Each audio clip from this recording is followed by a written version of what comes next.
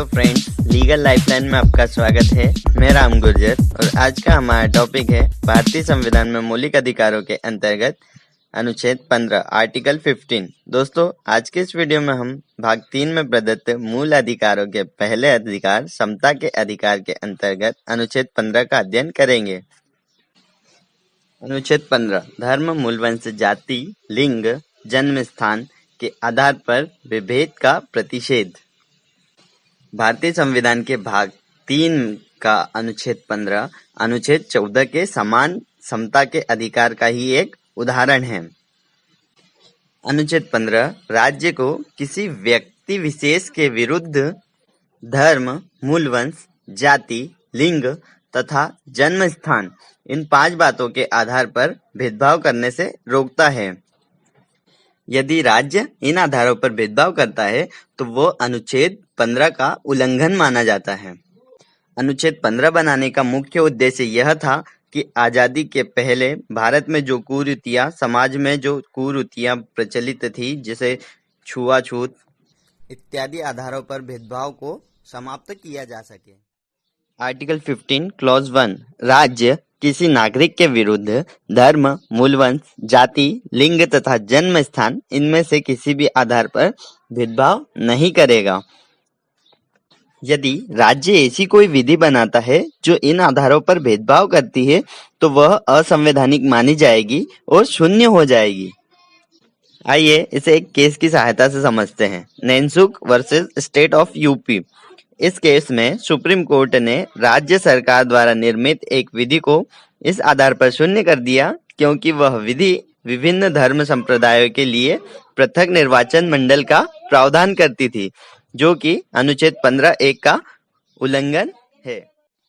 Article 15 clause 2 अनुच्छेद 15(2) राज्य के साथ साथ नागरिकों को भी उक्त आधारों पर भेदभाव करने से रोकता है। कोई भी नागरिक केवल धर्म, मूल वंश, जाति, लिंग तथा जन्म स्थान इनमें से किसी भी आधार पर दुकानों, सार्वजनिक भोजनालयों, होटलों, सार्वजनिक मनोरंजन के स्थानों पर भेदभाव करने से पूर्णतः या भागतः राज्य निधि से पोषित या साधारण जनता के उपयोग के लिए समर्पित कुओं, तालाबों, स्नान घाटों, सड़कों और सार्वजनिक समागमों के स्थानों का उपयोग करने के लिए किसी को निर्योग्य नहीं समझेगा। अनुच्छेद 15(2) का मुख्य उद्देश्य हिंदू समाज में व्याप्त कुरीतियों को समाप्त करके भारत में एक नए समाज की स्थापना करना है। आर्टिकल 15 क्लॉज 3 यह अनुच्छेद 15(1) तथा 15(2) में दिए गए सामान्य नियम का अपवाद है। यह अनुच्छेद उपबंधित करता है कि अनुच्छेद 15 की कोई भी बात राज्य को स्त्रियों और बालकों के लिए विशेष उपबंध बनाने से नहीं रोकती है। राज्य स्त्रियों एवं बालकों के संरक्षण के लिए विधि बना सकता है या भेद कर सकता है, क्योंकि स्त्रियों और बालकों का स्वभाव ही ऐसा होता है कि उनको विशेष संरक्षण की आवश्यकता होती है। पास्ट में स्त्रियों की दशा अत्यंत दयनीय थी। वे विभिन्न प्रकार की सामाजिक कुरीतियों जैसे बाल विवाह, बहु विवाह आदि का शिकार थी। इन सब को हटाने के लिए राज्य कोई विधि बना सकता है। आर्टिकल 15(3) को एक केस लॉज की सहायता से समझते हैं। यूसुफ अब्दुल अजीज वर्सेस मुंबई राज्य। इस केस में भारतीय दंड संहिता के सेक्शन 497 की असंवैधानिकता को चुनौती दी गई थी। यह सेक्शन जारकर्म या एडल्टरी के अपराध में यह सिद्ध करती है कि केवल पुरुष ही दोषी होगा, स्त्री नहीं। इस केस में 2 पति पत्नी थे। पत्नी के अवैध संबंध किसी अन्य व्यक्ति के साथ थे। पति ने इस आधार पर केस कर दिया।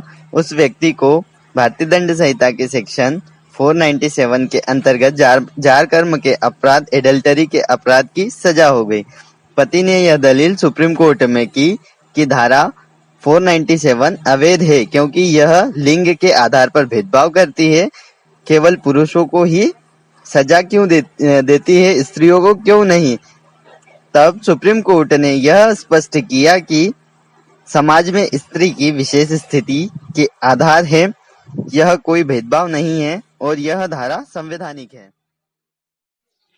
आर्टिकल 15 क्लॉज 4 यह अनुच्छेद अनुच्छेद 15(1) और 15(2) का दूसरा अपवाद है। यह खंड फर्स्ट कॉन्स्टिट्यूशनल अमेंडमेंट 1951 में जोड़ा गया। अनुच्छेद 15(4) के अंतर्गत राज्य किन्हीं व्यक्तियों की सामाजिक तथा शैक्षणिक दृष्टि से पिछड़े वर्गों या अनुसूचित जातियों और अनुसूचित जनजातियों की उन्नति के लिए विशेष प्रावधान कर सकता है। खंड 4 राज्य को विवेकीय शक्ति प्रदान करता है कि यदि राज्य उचित समझे तो वह पिछड़े वर्गों के नागरिकों के लिए सामाजिक एवं शैक्षणिक दृष्टि से विशेष वर्गों का प्रावधान कर सकता है। अनुच्छेद 15(4) राज्य को युक्तियुक्त वर्गीकरण करने के लिए शक्ति प्रदान करता है। यह राज्य की विवेकीय शक्ति है। इसके लिए रिट्स जारी नहीं की जा सकती। यह अनुच्छेद केवल विधायिका ही नहीं बल्कि कार्यपालिका को भी विशेष उपबंध बनाने की शक्ति प्रदान करता है।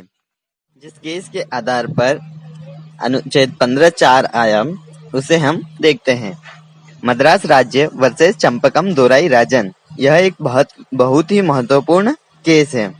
इस केस में मद्रास गवर्नमेंट ने एक ऑर्डर निकाला जिसमें कहा गया कि स्टेट में जितने भी मेडिकल कॉलेज हैं उनमें हर कम्युनिटी को रिजर्वेशन दिया जाए।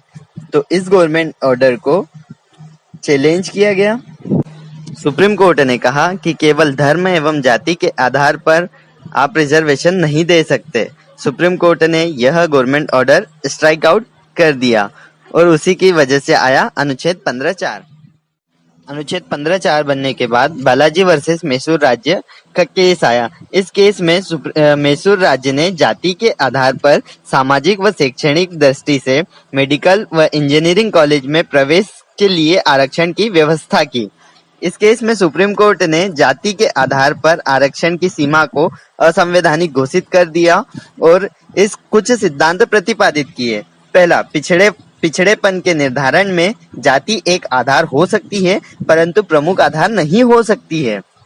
दूसरा, पिछड़े वर्गों के अंतर्गत पिछड़े तथा अधिक पिछड़े का वर्गीकरण ठीक नहीं है। तीसरा, आरक्षण की सीमा सामान्यतः 50% से अधिक नहीं होनी चाहिए। इस केस में जो भी बातें बोली गई, जो भी जजमेंट आया, उसको इंदिरा साहनी के केस में पलट दिया गया। Indira Sahni versus union of India. इस केस में निर्णय दिया गया कि भारतवर्ष में जाति एक सच्चाई है, अतः पिछड़ेपन के निर्धारण में इसे नजरअंदाज नहीं किया जा सकता है। जाति के आधार पर पिछड़ेपन का निर्धारण तो किया जा सकता है किंतु पिछड़े वर्ग के उन्नत वर्गों को आरक्षण का लाभ नहीं दिया जाएगा। वह आरक्षण के सीमा 50% तक ही होगी। पीए इनामदार केस। इस केस में यह कहा गया कि जितने भी प्राइवेट एजुकेशन इंस्टीट्यूशन होते हैं उनमें तो सरकार का कोई कंट्रोल नहीं होता है और वह अपने हिसाब से एडमिशन करा सकते हैं। इसी बात को ध्यान में रखते हुए 93 संविधान संशोधन अधिनियम के तहत अनुच्छेद 15(5) ऐड किया गया। अनुच्छेद 15(5) यह बात करता है कि राज्य 3 ग्रुप्स के आधार पर प्रोविजन बना सकता है उनमें उनके एडवांसमेंट के लिए, परंतु यह तो अनुच्छेद 15(4) के जैसा ही हो गया।